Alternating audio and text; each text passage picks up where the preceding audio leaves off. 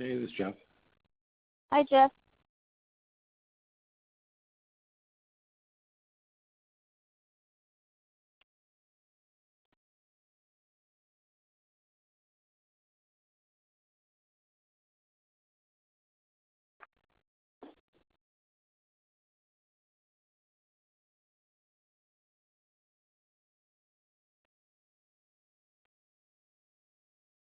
Actually, we can wait for a couple more minutes, and then we probably can get started.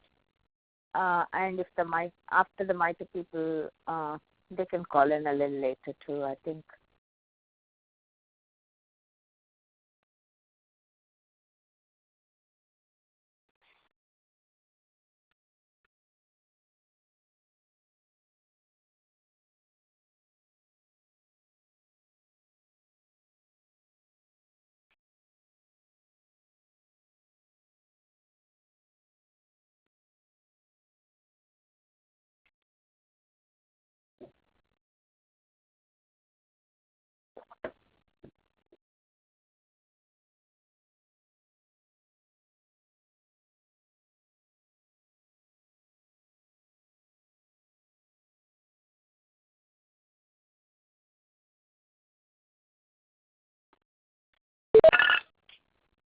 Hello. Hi, is that Anu? Yeah. Anu, this is Albert. Let me get my headset on if you don't mind. Yes, I can hear. Sure, take your time, no worries. Can you hear me clearly? Yes. Okay, perfect. Thank you so much for being willing to talk to us at short notice. That's fine. I don't know whether you know anything about the NIH Common Credit pilot that we're running. I did. We did hear about it, of course. The last couple of, I think the last BD2K meeting that we were at, we heard about it. But maybe you could give us a little bit of background. We just wait for a couple more minutes and then Sure. we can get started. Sure.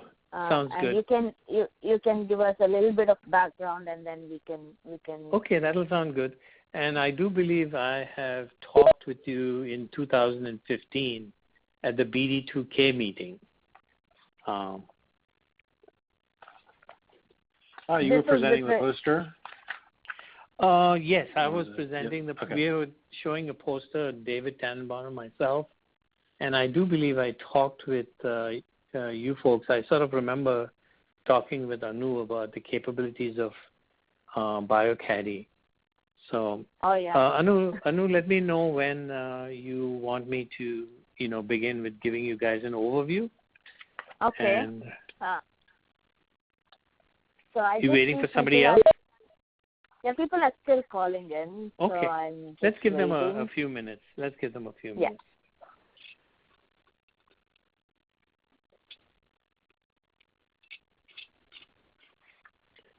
Are you guys located on the West Coast? So we have a couple of teams for BioCaddy. One team is actually located at UCSC, San Diego, so West Coast. Right. And then there is a team which is from Houston, Texas. Okay. Which is the team that I belong to. And then we have a team that's from Oxford and in UK. Okay. So we are kind of spread all over. Okay. I just want to go over a couple of things, maybe briefly before you can start. So on the call, we have Xiaoling, Firat, Claudio, Nansu, Jeff, Eileen, Tim, and of course me. Is there anybody else that I'm missing? No, there's. I'm the only one from MITRE on the call, I believe. Okay. And Yuri. That's okay. That's sufficient. I'm the one who handles it primarily, so it should be fine. All right. Thank you. Sure. And we on our agenda today, we actually have just we'll talk a little bit about our action items from last week, very briefly, Okay. And then maybe you could talk about a little bit of the background about the common credit, and then with the questions that you had posed to us. And I believe that's all we have mainly today. Perfect. Perfect. I just go over our action items. Okay. We have the data type ontology. I don't know if anybody on the team has had a chance to go over and look at it. Jeff, were you able to review it by any chance? A little bit. Should we set up a call with Susanna and Philippe and Alejandra? Okay. Because it'd be easier just to talk with them, I think. Okay. Sounds good. So let me set up a call then. Or maybe we could even talk about it, because I believe Susanna will come to the all hands. I'm not sure if Philippe. Oh, yeah, they're here. Yeah. Okay, no, that would be good. Yeah, we can talk about it on Monday then. Okay. And with the JMEA review, Jeff has already provided his input, and I've been working on it. So tonight I'll send out a clean version to everybody so you can take a look. For the deployed supplementary program integration, Xiaoling, is there any update? Me are working on it. So we're trying to sending out for tests around Thursday or Friday. Okay. Yeah. Thursday would be better, because if you need multiple people to look into it and see if we need some testing, because we actually do need for this to be live for a demo. Mhm. Okay. So we're going to have it only on the development server, or are we going to have it in the production server already? I think for the test we can put it in the developer, but in the Monday all hands meeting we can put it into the production. Oh, okay, great. Yeah. So let me know whenever you're ready for sending it out to test, and I can send it out to maybe 2 or 3 people. Okay. All right. And also, just to remind everybody, we are going to be opening up the DataMet code in GitHub before this Sunday. So I'm going to make all the private repositories public. So I know Xiaoling has already gone in and checked the UI code to make sure there's no sensitive information. And Jeff, your the ingestion and indexing code is already in the open repository. That's what I thought, right? It's already public, right? Yeah, it's already public, so that's not an issue. But if there's anything else that the other 2 things that I'll be opening up are the pilot projects. So I think I already got permission, so we are going to make those repositories open. So Jeff, I have a question to ask. Should we also open up the data pipeline repository? I'd have to go back and look, because I don't know if we talked about any data, like any sort of protect, because for some of them we talked about connectivity to data sources, and right. I don't know. I mean, without going back and checking, I wouldn't know if maybe there's something in there that a data source doesn't want public. I don't know. So the only thing that Burak suggested last time was that we ensure that all of these repositories are read-only, or people can download the source code, but they won't be able to alter anything. Yeah, what we could do with the transformation files and all that is we could just create a new public repo and move the transformation files over there. And that would be easier than having to go back and check everything. Okay. So that might be the easiest. Can we have either Yuling or Burak do that? Yeah, Burak. I can have Burak and Yuling do that. Okay. I think Burak would be the one who who would set up the new repo and move things over. So, but Ulink can then check for consistency. Great then, because I think for what we have up until now, we do need the transformation files. Otherwise, it doesn't make sense, right? Yeah, I know exactly. If somebody wants to reuse it. Yep. Okay. So if as soon as it's done, if either Barak or Ulink can shoot me an email, that would be great. You said Ulink was on the phone? Yeah, she is. I am on the phone. Okay. Yeah, just let Barak know since I'm not over at Cal IT yes, today. I will. So. Mm-hmm. And then I will, after this is done, I will send an email to you. Okay. Thank you so much, Julia. And mainly it's not the whole repo because there's some data. So why don't we talk tomorrow briefly? Because it's the transformations and some of the data. So yeah, we can work that out tomorrow. Okay, sounds good. Okay, thank you. Okay, so I guess we can talk about the common credit plan. Thank you, Anu. Can you guys hear me clearly? Yes. Okay. I am Eldred Ribeiro, and I work for the MITRE Corporation that is running a pilot for the NIH called the NIH Commons Credits Pilot. What that pilot does, it essentially is trying to determine the feasibility of giving researchers computational credit for doing cloud computing to do research. And we typically open a season where researchers can apply for credit, explain what they would like to do, and as a part of the application process, they pledge certain digital objects. These digital objects can be, data sets, it can be applications or tools and even workflows or any other digital artifacts that don't fall into these categories.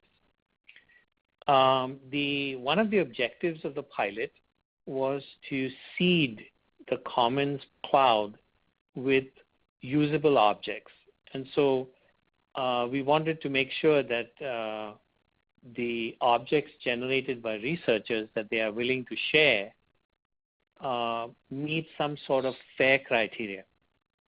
And one of the key things in that is that the index for these objects should be available.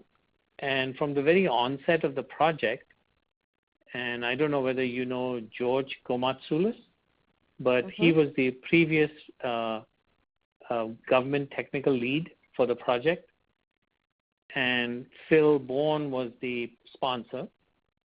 So they wanted the indexes for the objects to preferably be in BioCaddy. And so BioCaddy is really important to us. We will very soon be awarding credit to about potentially about 80 different researchers who will, on an average, be pledging 5 to 6 objects into BioCaddy. And a part of that process, after they develop these objects, they are supposed to close out their research as a report by filling out what we call a post-implementation report. And I think I've sent a copy of that with Anu. I have that. Let me just pull that up on the... So essentially, those are the fields that are required, or at least potentially we think are required to be filled in by researchers so that the objects at least are findable through an index. So I had some very specific questions about BioCaddy. A very fundamental question is, when researchers are ready to index digital objects, do you have some documentation, or either in the form of a web page or a freestanding document that they could read and understand how to submit these objects or their indices to BioCaddy? That's a very fundamental question. So that's the kind of information we will need to provide researchers at some point in the cycle as they complete their research. And then there were a few other questions. The first one in the email that I sent had to do with the nature of the digital objects.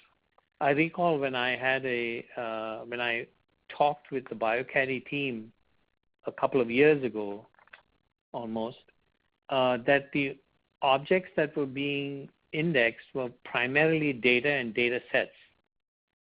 However, we will also have applications and tools and workflows. So do you support indexing of those artifacts as well? At the time I also talked with BioCaddy, I think I was given to understand that the data was going to be essentially cloned into BioCaddy rather than reserving a pointer to the data. Is that still the situation, or has that changed? So in terms of the last two questions, and we can register any of the digital objects, within BioCaddy. Okay. But the second one, we don't clone the data. We extract the relevant metadata.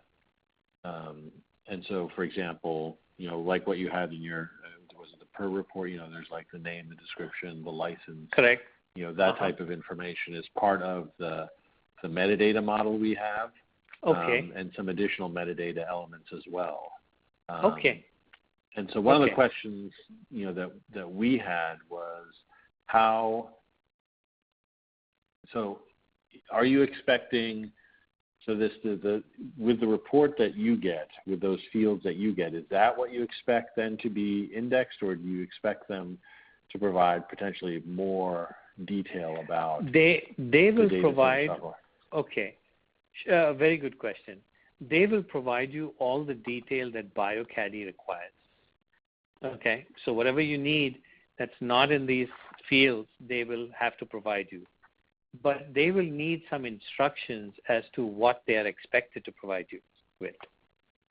So it goes back to the earlier question I had was, do you have some documentation that handholds them through the basic process of indexing an object in BioCaddy?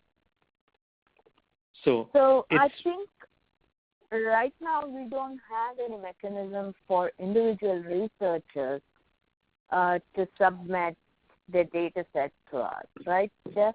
Well, except through CEDAR, because we do have our CEDAR template, right? Yeah. So potentially they could do it through CEDAR, but we actually have a way for data repositories to request getting indexed by BioCaddy, but we have not yet, although this might be in the plans in the future, we have not yet set up a mechanism where individual researchers could submit their data set or their data set metadata to us so that it can get indexed. That's in BioCaddy. I see. So are you saying that CEDAR will accept the appropriate metadata and they have a database that will actually store that for individual researchers? Because I looked at CEDAR and it looks like CEDAR provides metadata depending on the data type, different metadata fields. So the template of the field. So right, and those and so an investigator would fill out that template. Okay, and then give it to whom? And we could actually then extract it from CEDAR. So it's a public, data set. We would know that there's a template that has been filled out. I see. So again, this is something that we're working through with CEDAR. So this might actually be, a good concrete use case, that we can work through. So let me see if I understand you correctly. The researcher who has some data that they are ready to share would fill out an appropriate CEDAR template and simply check that template in on the CEDAR site, and then from the back end, you would know that CEDAR has received metadata for a particular digital object that's available. Is that right? At least in the future. Or have I misunderstood? Yeah, no, I mean, I think that's, I mean, when they create that, I mean, they don't, I mean, they save the instance of the template that they generated. And is that something they do online itself, like a portal? Yeah, it's the CEDAR portal. You go in and then you can find public templates. Okay. So once they have a template, we have a BioCaddy template that Ulink generated in CEDAR, and we can expose that. I don't know if that's been made public yet, but that would match our DAT, which is our metadata model, that DataMed works with. So that would be actually easier for us then to index. I don't follow. So are you suggesting that the researcher who's interested in sharing digital objects communicate with you folks directly or CEDAR? So it would be with CEDAR via the CEDAR portal, because we right now we have an ongoing collaboration with CEDAR, and because of that collaborative work, we have generated a BioCaddy template in CEDAR that could form the basis for a researcher to enter in information. Perfect. So when they go to CEDAR, they would be filling out the BioCaddy template for the particular data type that they have. Exactly. Correct. Is that correct? Okay. Yeah, I'm sorry. I just wanted to make sure I understood it correctly. Okay. So once they do that and send you the template, then the template must be having some pointer to the actual digital object, right? Mm-hmm. What does that pointer typically look like? Is it a URI or a URL? Or what does it look like? It's usually, I mean, for most of the information we have, it can actually be multiple. So, for example, you might have a data set that has a landing page. So we notate both the URL for the landing page as well as, the link, that might go to the direct download for that as well. Okay, I see. If it's just publicly available. Okay, perfect. And if there are things like data use agreements and things like that, where would they sit? Would they sit on the page where the URL is, where the data is, indicating what the use agreement should be? Usually that's with the data, because most people, usually the license has to be carried along with the data. But what we do in the metadata is that we also provide the ability to add that information to the metadata record in terms of sort of the type of license, what are some of the limitations of the license, and then a link to where the actual, full license text is. Okay, and is there a link that they can put if there's a data use agreement that the user will need to sign? Yeah, that's the link I just mentioned. Yeah. So the actual data use agreement would sit outside CEDAR, but the pointer to it would be in the metadata that BioCaddy uses. Is that correct? What you're saying? Okay. That's currently how we do, because usually those license and that text has to be with the data in case anyone comes to that. They have the right to download it. Then you want to make sure that all that information comes along with the data, and that's how most of the sites are set up. That we currently index. I see. Perfect.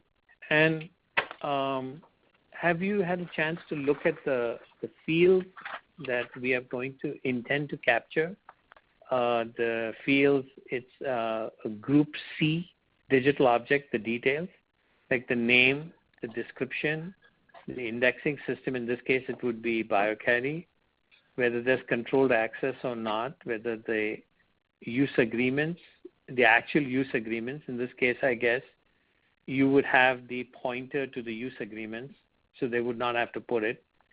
The size of the digital object, is that a field that is a BioCaddy template that's in CEDAR?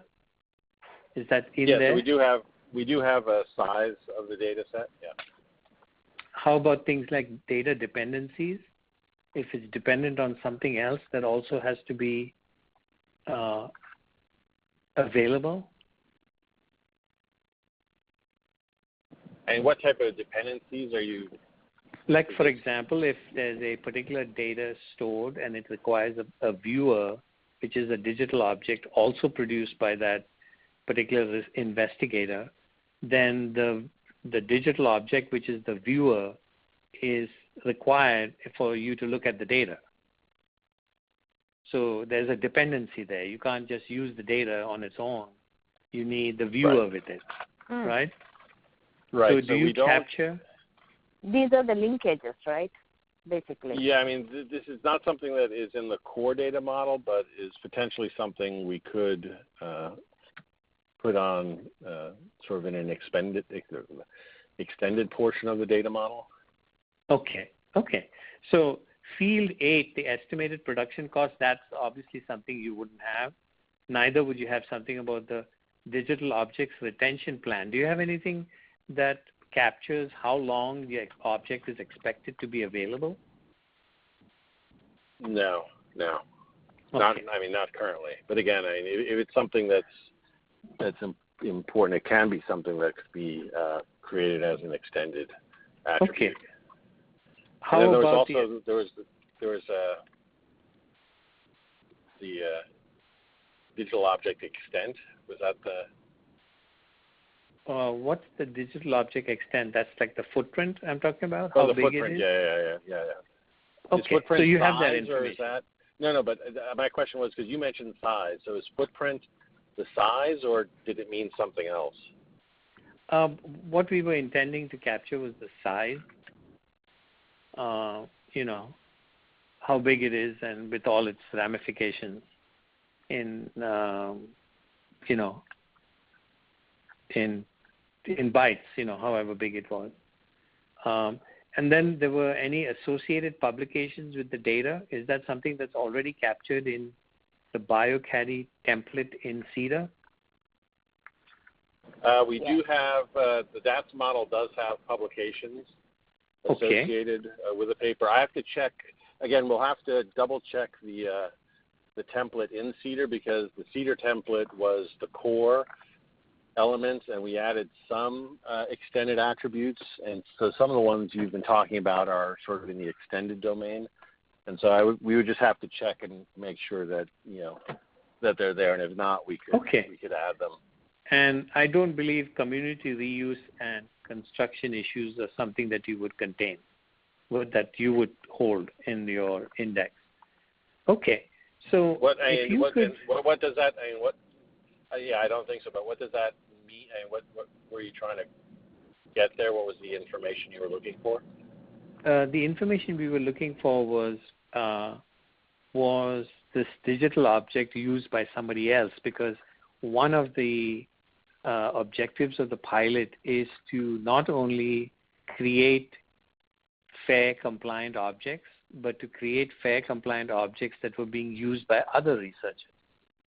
So I don't believe you would hold this information, my understanding from what you're describing.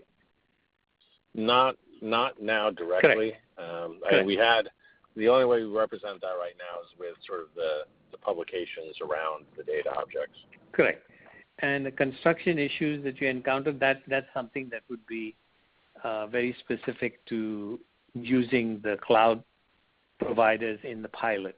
itself. So I don't think you'd have that either. And can I just jump in with the community reuse? I think it would be something that would be useful for BioCaddy to know about, because if we eventually get the same digital object from multiple sources, if we already knew that it was the same digital object because we knew that this particular person has reused it from the primary generator of the object, it's better for displaying purposes. I mean, it's just better. That's just more complete information for us to know. Okay, we can always give you that information from the NIH Commons Credit Pilot, of all the objects. A question occurred to me as we were just discussing this. Do you have a unique identifier that identifies an object? Like you give it an ID, a globally unique identifier. Like, yeah, so let me. We had a internal. We had a working group that brought in people from the publishing industry and also, from repositories and from some of the groups that support DOIs. And what was decided was that BioCaddy wasn't meant to mint the identifier, but was supposed to,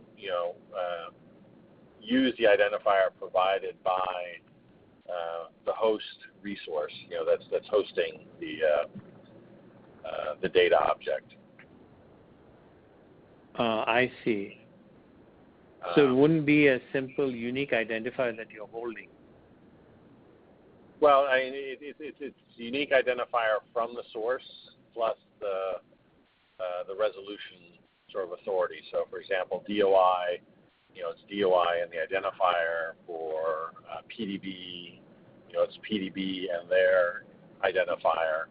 And so we have globally unique identifiers that are based on the local resource identifiers. And those identifiers, are they identifiers just internally for your system, or they're available for us to see, the submitter? Oh, no, they're available to be seen. What's the format of the identifier? What does it look like? I mean, that's up to the repositories, right, and the data resources. So PDB is a 6-digit. Oh, I see. And okay. so, then there's others that have different formats. Some use UUIDs. So we don't try to mint new identifiers for anything. We basically. Okay. So. Right. So I see one of the issues that we're going to have is many of these, in fact, most of these researchers will be creating these identifiers in the cloud for which they will have a URI or URL to the data. They're not going to have a unique identifier other than the path to the data. Do you see what I'm saying? Yes. So they will expect, I think, it would be nice to have a unique identifier given to them for something so that, it would be easier to refer to that object. Because there are no identifiers other than the URL to the data or the digital object. It's not like they'll be putting this into PDB or something like that. So how would we deal with that? It depends what type of identifier would be useful. I mean, there, potentially, all the data sets could be given, for example, a DOI. And what's the if they create a data set, so this is actually gets into a little detail about the data set. So if someone registers the digital object, is that a single file, or can it be a directory? Can it be a directory of directories? Can it be multiple directories? The way we are looking at it, it could either be a single object or a set of data. Like, for example, it could be all the Hox genes of a particular organism. So, and all the variants of it. So they're not individually called out, but the whole set is identified to make it simple. Or it might be just a single object, not a set of objects. But in any case, they would have a path to the object in the cloud, but somebody will have to give them an index for that so that it's easy to refer to that object. Just like PDB would give you an index if you checked in some protein database sequence or something like that, or structure. Would you guys be the authority to give the IDs so that they would then apply that to a particular URI? I don't think we'd be the authority. I mean, the authority would be something like DataCite, for example, who issues DOIs, for example, for that. But I don't know if CDER. We'd have to check with CDER how they handle, if they allow the creation of unique identifiers. So this is something that we can check on with our CDER collaborators. Okay. Can you how they handle that? So as far as I know, CDER doesn't generate IDs for digital objects, right, Jeff? Yeah, I'm not actually sure about that. I don't know if they allow for that or not. Okay. So the thing is, when somebody fills in a metadata for an object, it must be somehow keeping track that those entries are unique. Sets of metadata that come in. They must be unique individually, right? Yes, so yeah. I mean, it must internally we have. I mean, internally CDER has, and we have identifiers, that are unique to us. But this it's more around the policy of identifiers. Who, as you said, who should be the authority, right, to provide that identifier. And so that's something again that we should probably talk with CDER and then have a follow up, to sort of discuss what we found out as well. Because I know that there's some other BDGK centers also looking at using, for example, the California Digital Library's EasyID service to generate identifiers for objects. So.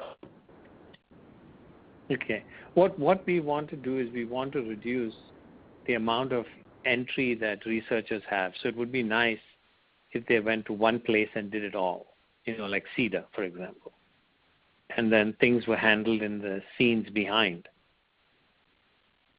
Can you do us a favor and reach out to your CSER, the contacts within the CDER team and sort of, figure out what can be done about this?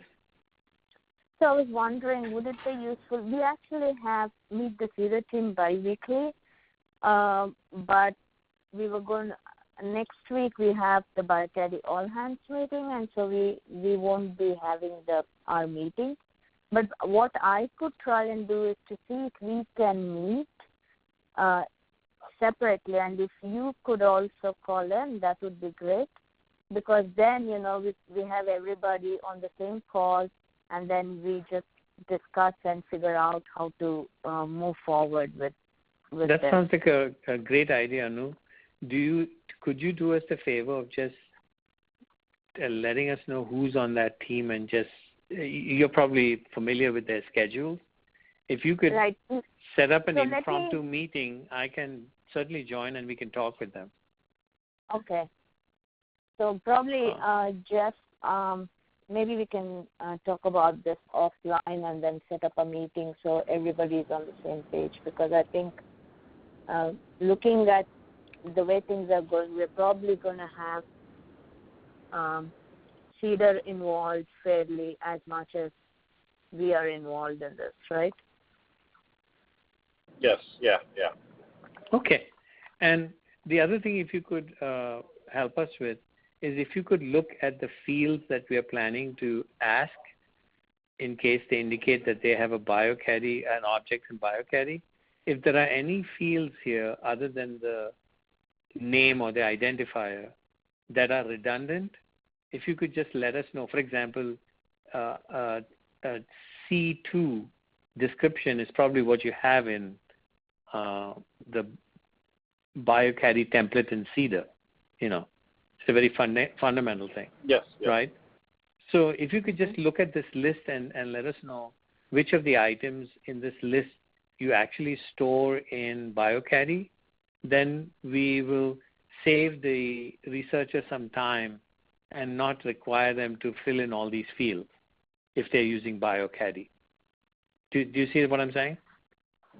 Yes. I mean, the other question is, if these fields are meant to be filled out, and if the researcher fills out one form in Cedar, and then BioCaddy just grabs what it needs, and you can grab what you need, from that same filled out form.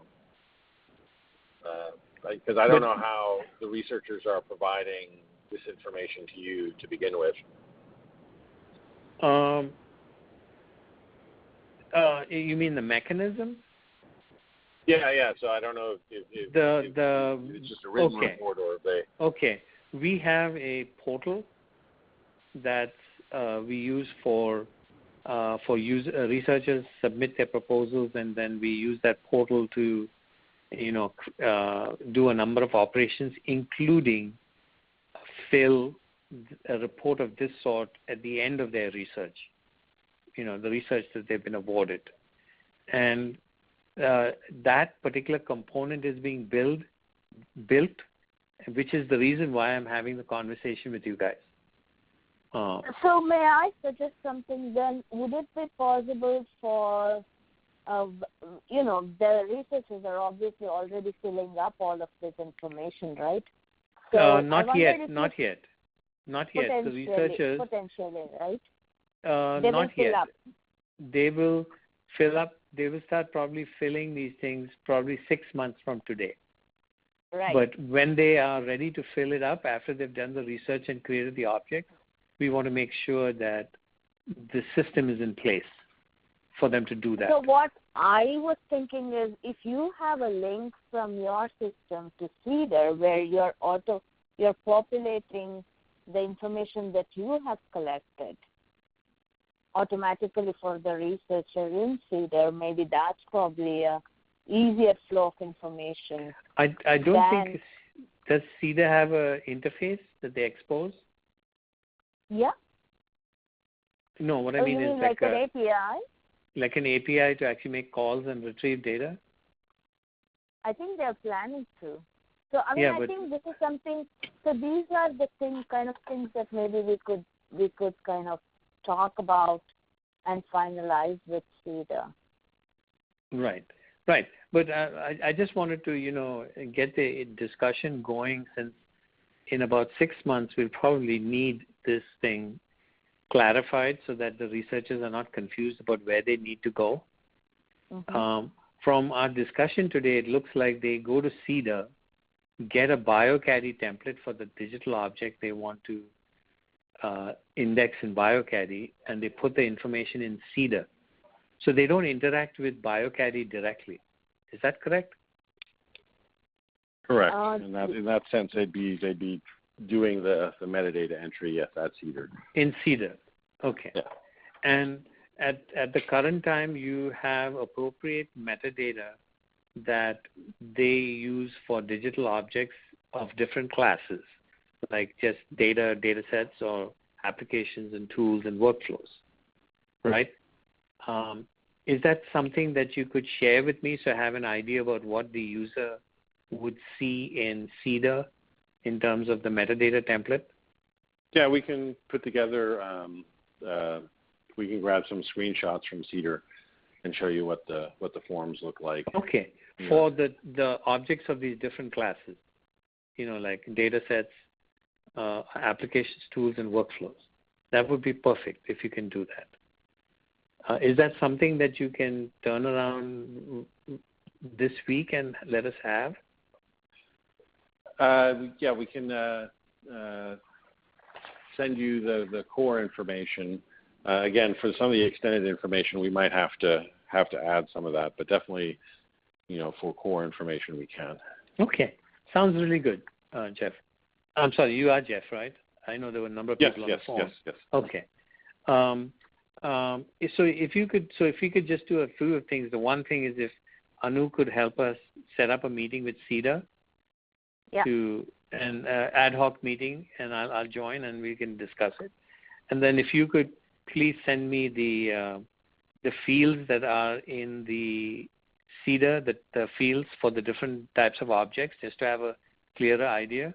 And if you could just look at this document we sent you, particularly the digital object section, which is section C, if you could just simply indicate which of these fields are already available in your template, that would be great. And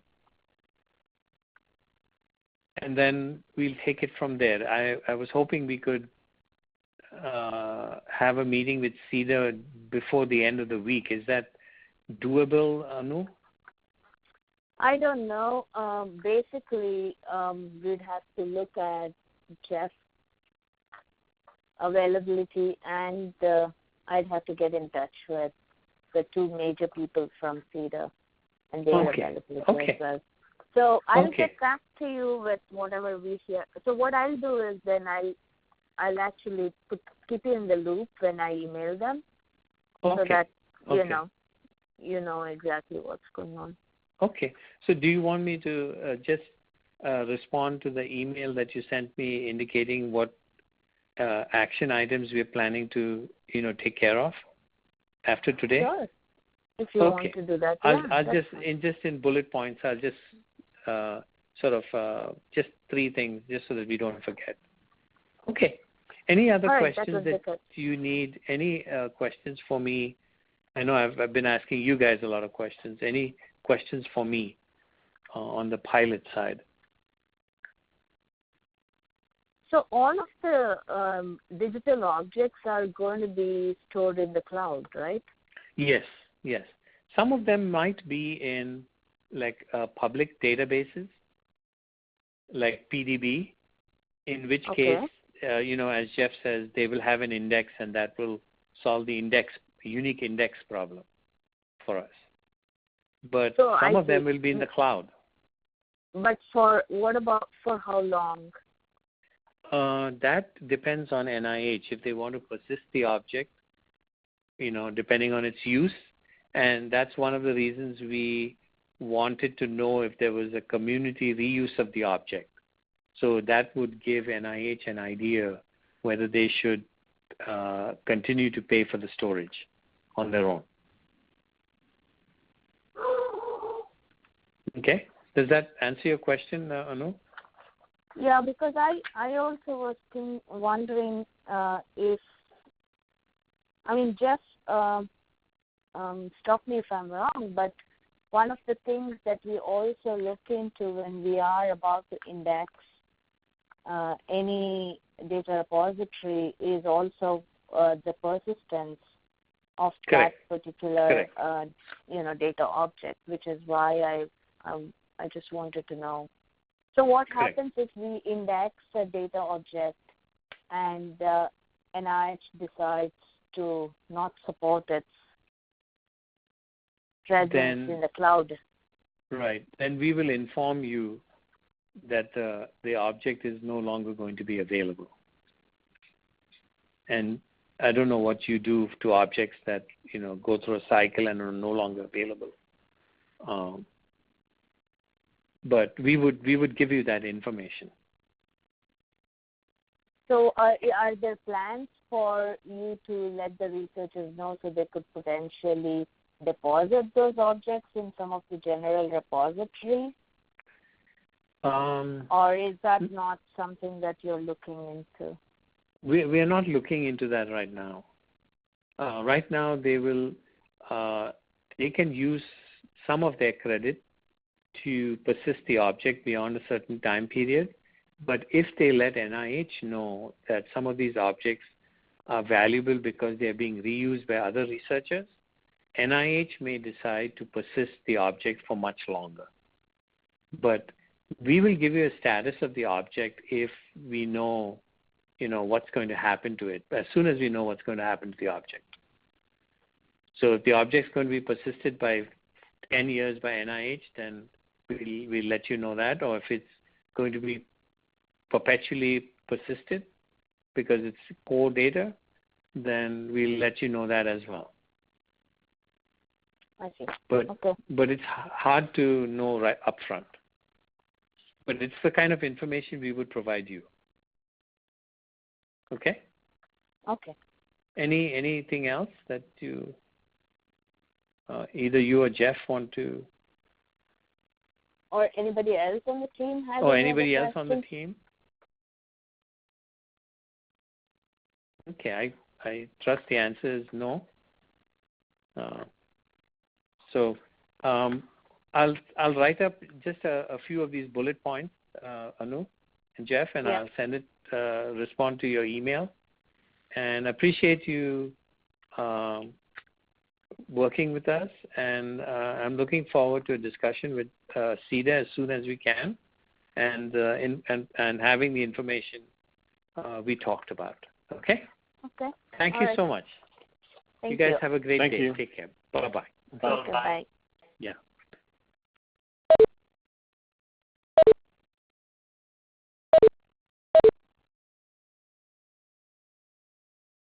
All right. Bye, everybody. Bye. Bye. Yuling, if you're still on, we can follow up tomorrow.